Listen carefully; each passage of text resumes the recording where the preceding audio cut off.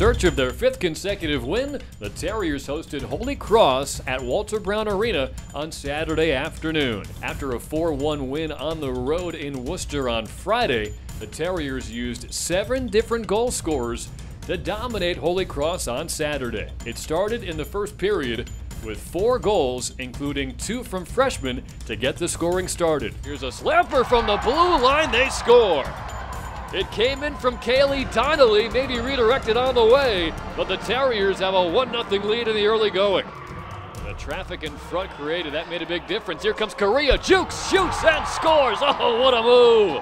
Courtney Correa all alone, and she gets her 2nd goal of the weekend. Then the captains went to work with a pair of goals from Natasha Tarnowski and Reagan Rust to close out the period. She'll eventually get there off the ricochet, but not much momentum. On the contrary, here comes Tarnowski right down the middle, and she goes 5-hole. What a goal! Natasha Tarnowski makes it 3-0 BU. McKenna Parker with plenty of real estate. She'll skate through it right to the middle. Reagan Rust on the backhand, couldn't pull the trigger, and a good closeout there from Hallisey. And right around the back door comes Rust, and she buries one to make it a 4-0 lead. In the second, Desiree D'Souza scored on the power play. 30 total shots attempted by the Terriers in that first period. 19 of them on target. Here comes D'Souza, and she scores. Slipped it through on the breakout. The power play delivers, and the Terriers have a 5-0 lead. After Holy Cross got on the board, the Terriers answered back in a big way with goals from McKenna Parker and Sammy Davis. There's a chance for Davis, lit across, and they score again.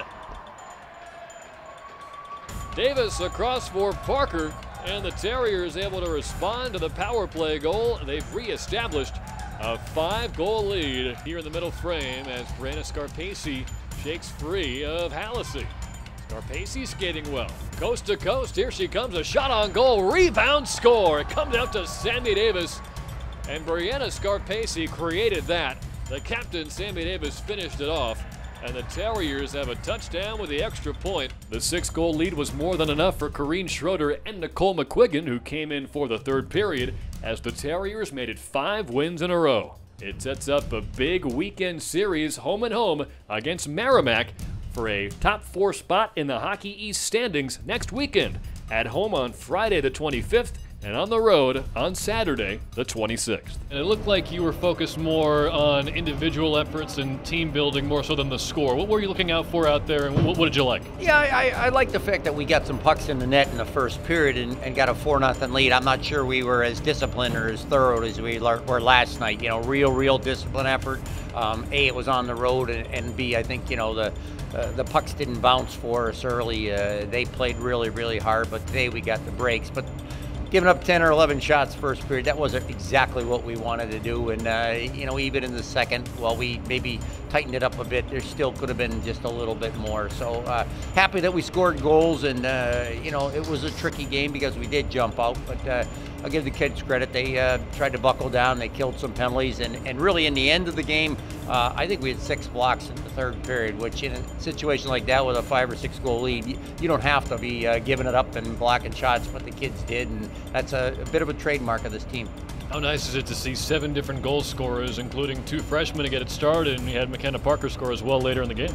Absolutely, and it's been really in the past, I think, 4 games, we've had a whole bunch of different people score. And, you know, we've talked about in the past that there's kids with plenty of hockey ability, but maybe they've been a little snake-bit or haven't quite finished or been playing a little tight. And the only way to get confidence isn't for me to tell them, but for them to actually execute, finish, and, you know, get points on the board. And over the last 4 games, multiple people have, and you know, that's going to be needed, that second wave. And it doesn't have to be 1 person or 2. It's nice that it's 6, 7, or 8, and you know, whoever steps up on one night, maybe it's a couple other people the next night, because, you know, up to this point, Sammy and Jess have done a great job leading, but we need that second wave, and we'd be happy with a 3rd wave. Coach, another great weekend. Thank you for the time. Thank you. Have a good one.